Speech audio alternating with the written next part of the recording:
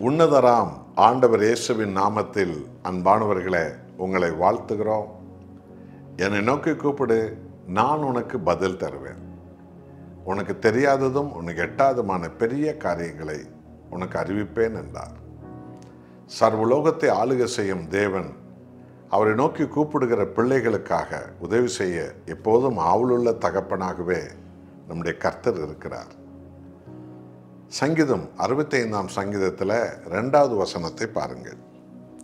ஜெபத்தை கேட்கிறவரே, மாம்சமான யாவரும் உம்மிடத்தில் வருவார்கள். ஆமாம் அன்பானவர்களே, ஜெபம்தான் நமக்கு ஜெயத்தை கொண்டு வரும். கிறிஸ்தவ வாழ்வில் ஜெபம் என்பது விசுவாசத்தின் ஒரு உயிர் நாடி. எந்த சூழ்நிலையிலும் ஆண்டவராக இயேசுவின் சமூகத்தில் பிதாவை நோக்கி நாம் ஜெபிக்க வேண்டும்.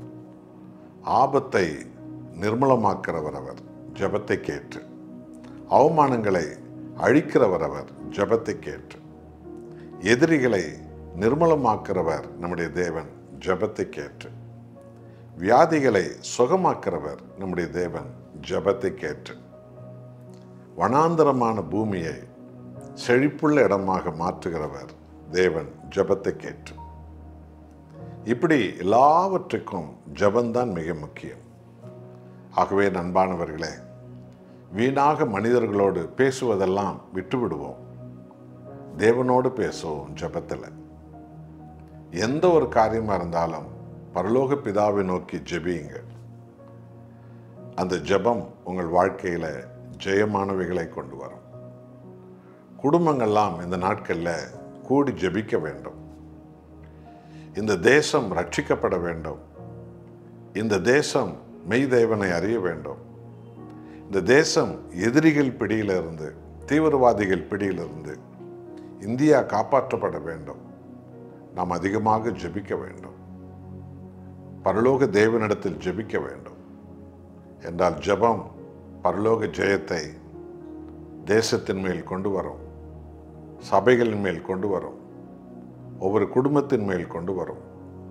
சாத்தானடி கூட்டங்கள் பெருகியிருக்கிற இறுதி கட்டத்தில் இன்றைக்கு நாம் இருக்கிறோம்.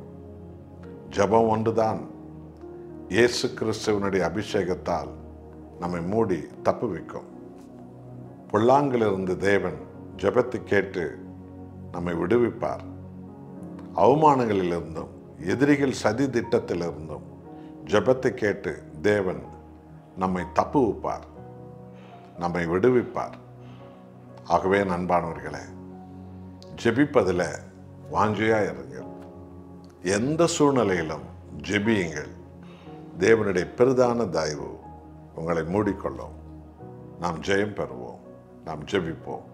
அன்பின் ஆண்டவரே, என்னை நோக்கி கூப்பிடு, நான் உனக்கு பதில் தருவேன் என்று சொன்னீர்.